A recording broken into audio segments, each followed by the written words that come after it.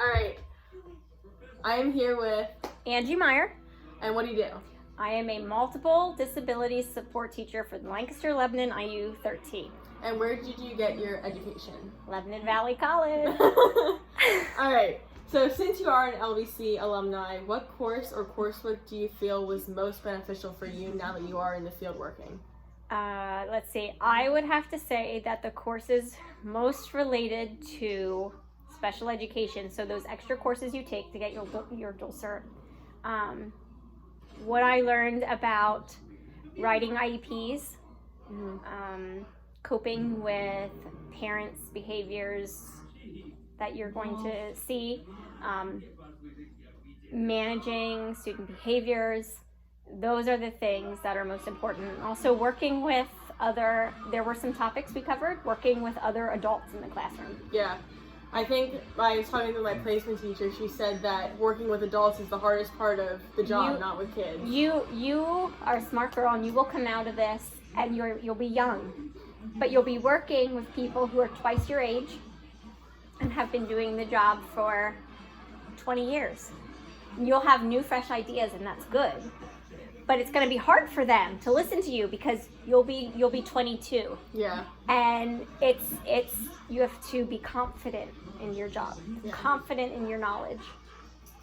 So when you were a student doing placements and student teaching, was there any certain placement that you did or your student teaching that made the biggest impact on you now that you are? I did multiple placements, and I will never ever forget the day I walked into Faith Skillman's classroom at South Lebanon Elementary School, where I am now, ironically. Yeah. And I saw the students, I saw the teacher, and I was like, I had been in other types of classrooms prior, life skills, emotional support, and I walked into that MDS room, and I was like, this is what I want to do for the rest of my life. Like those kids, just seeing the kid, it was nothing about the classroom, the school, that had nothing to do with it. It was the kids I saw, the ones that couldn't talk or needed help or came up to me and just kind of looked. I realized, oh my God, this is so cool. And I knew, yes, there was a room, and I walked into it, and you will know what you want to do when you see it. You have to see all different types of rooms, and you'll find it. You'll find what you want, be it regular or special ed. And isn't this the exact room you're in right now? It is the exact room. Yeah. 1 year I taught in Lancaster. Faith Skillman, who was my co-op at the time, she then retired not retired, but resigned because she wanted to have a family.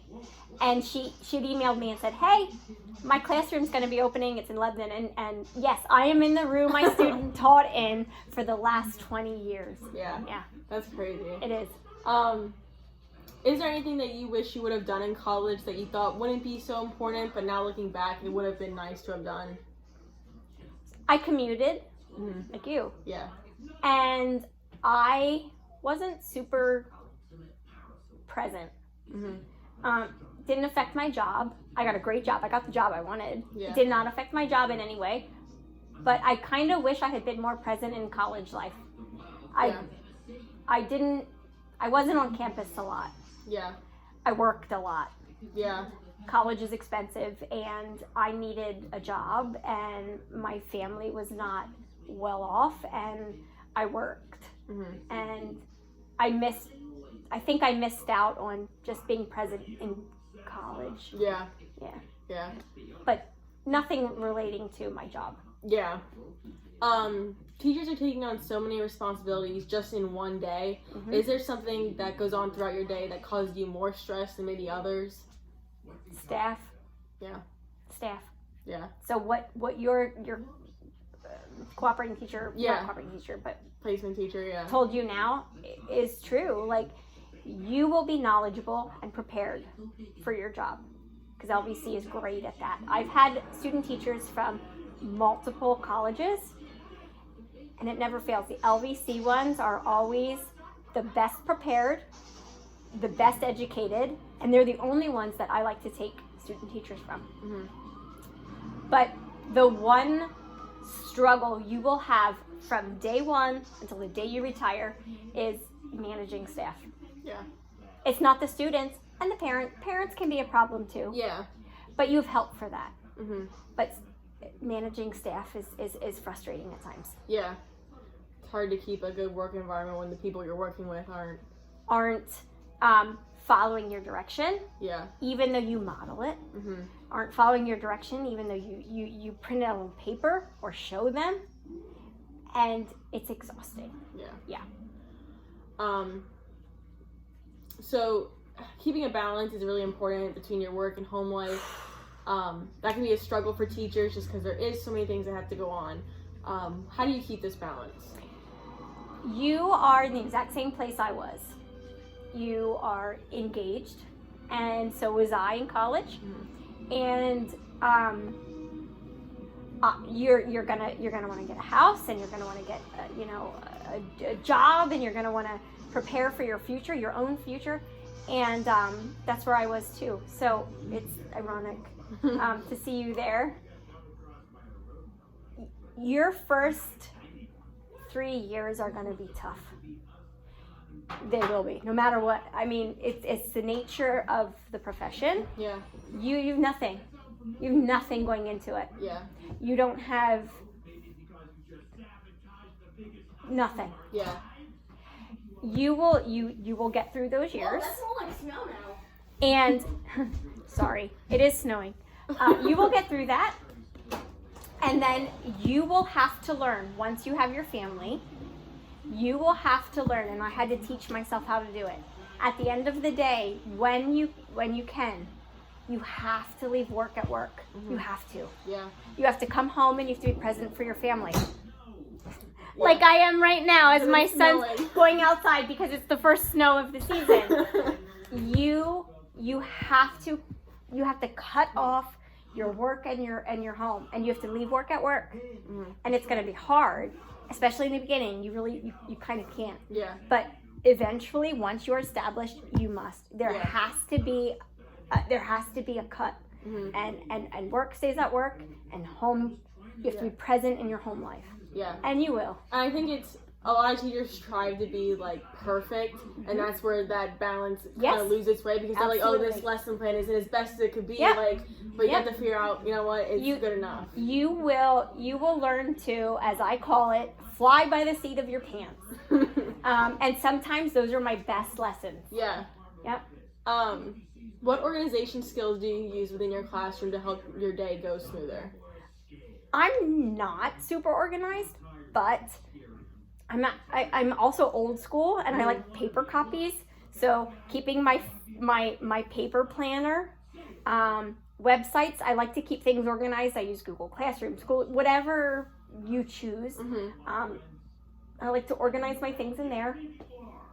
I use bins and carts, and I label, and everything has a place. And you at the end of the day, I don't leave my classroom until everything is prepared for the following day. I always make sure everything's ready to go, and it's just a matter of staying organized in whatever works for you. Mm-hmm. So bins, carts, folders, files on your computer. There's nothing specific that I have, and everybody organizes differently. Mm-hmm.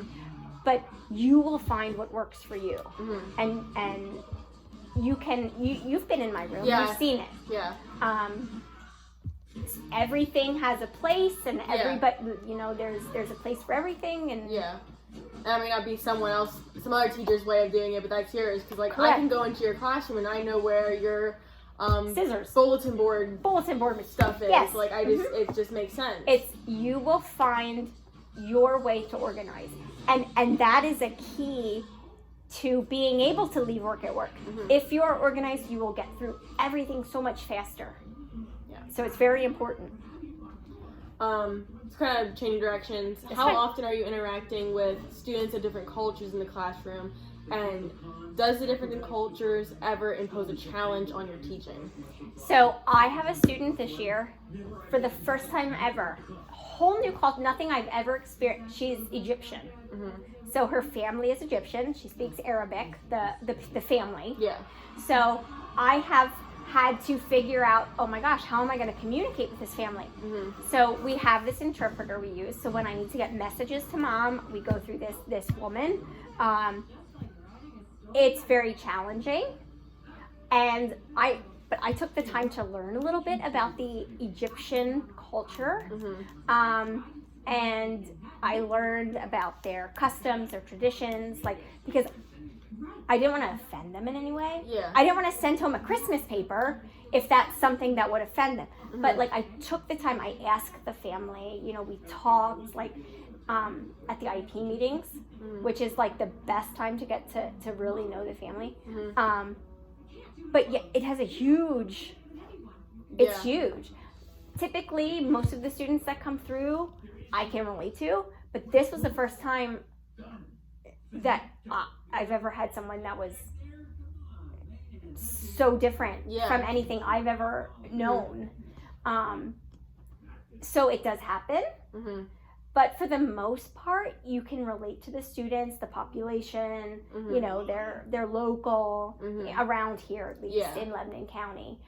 But there are a few that will come across, and it's just a matter of being aware and taking the time to learn a little bit about them, and I think the families respect that. Yeah, and I think some of the not so great teachers don't take that time to learn about what they're dealing with, so then it kind of creates an issue between the families. It does, and it's unfortunate. Yeah. So what made you want to become a teacher? I know you talked about the placement, and did you always want to do special education? So, I went to LVC. I don't even know if you knew this, but I went into LVC as a accounting. I wanted to do like accounting. I know that. Did you know that? No. Do you know why? Do you know why I picked accounting? Why? Because at that time, back in 1998, okay, I'm dating myself. Do you know what everybody told me when I said I wanted to be a teacher? Not enough money. You're never going to get a job. They don't get paid anything. Yeah. You will never get a job. Do you know how hard it is to get a job? And I was like, well, oh my gosh, I've wanted to be a teacher since I could line my stuffed animals up and take pretend attendance in my notebook before I could even write. Yeah. Pops even told you, like, I've apparently always wanted to be a teacher. Yeah. So I was like, okay, well, I guess I can't be a teacher. Yeah. So I was like, well, I'll do accounting. I got through about 2 weeks. No offense to the business department at LVC, but I was like, I don't want to do this. I want to be a teacher. Yeah. So I switched. I put all my eggs in one basket, so to speak, and I took the dive because that's where my heart was. Yeah. I thought, well, I'll figure it out. Yeah, I didn't know that. Not a lot of people do. Yeah. I don't tell that story to everybody. That's funny. Is managing your time ever an issue? And is there a certain point in the school year where that becomes more of a challenge than others? Wow, yeah. Managing your time is something that you just have to learn. You can't be taught. I can't sit here and tell you how to do it. Yeah. You have to learn it. Yeah. And you will. And I will tell you that by the time, let's be honest, by the time, February, March rolls around, I'm struggling. Yeah. I feel like I don't like any of my lessons. I feel like I feel like nothing is working at that time of year. I think it's just because then spring hits and it's like, oh, it's almost over. Spring. Okay, we can do this, guys. Yeah. But yes, February and March is a dark time. Yeah, I think it's like that for students too. Yeah, it is. Everybody's tired. It's dark. It's gray. It's awful. Yeah. So, yeah. Asking other teachers, getting ideas, getting out. You have to ask for help. Yeah. You're not alone. You're not alone. Last question. What is the most rewarding part of working in this field? And if I would have asked you this question back when you were a student, do you think this would be your answer? No, it wouldn't have been my answer. I would have thought the most rewarding job would have been teaching students and teaching them things and helping them learn. But ultimately, do you know what the most rewarding things to me these days are? When parents tell me, I had a parent tell me that when her son came to me, okay, she said to me, for the first time in my life, you have helped me to relax. And you have helped me to be comfortable in my son's education, and I don't have to worry about him today. Aww. What? Yeah. Yeah. No, when I first went into the job, I wanted to teach. And in special ed, in multiple disabilities where I am, I helped a parent get an adaptive chair for their child. I remember that. Yeah. And now guess what? She can go to the bathroom without having to worry about her child's safety for just a few minutes. Yeah. She can feed her child in a proper chair. And I did that. I helped that. And that is the most, when I have a parent telling me I changed their life by helping them get equipment, by giving their child a safe place, by giving them just the peace of mind that their child is okay for the day. I wouldn't have said that back in 2002. But in 2022, I can say that there's nothing more rewarding than having a parent thank me for giving their child the best I can give them for the day. And that's why I'm an MDS. Yeah. Because it's beyond the learning. It's like more their than life. It's their life. It's the parents' life. Yeah. It's the students' life. Yeah. Yeah. It's not learning that 2 + 2 = 4. Yeah. It is literally giving parents peace that their child is safe. And I'm taking care of them when they're at school. And that is the most rewarding part of my job. Well, that is all the questions I have for you today. All right. Yay! I love you. Thank you. You're welcome.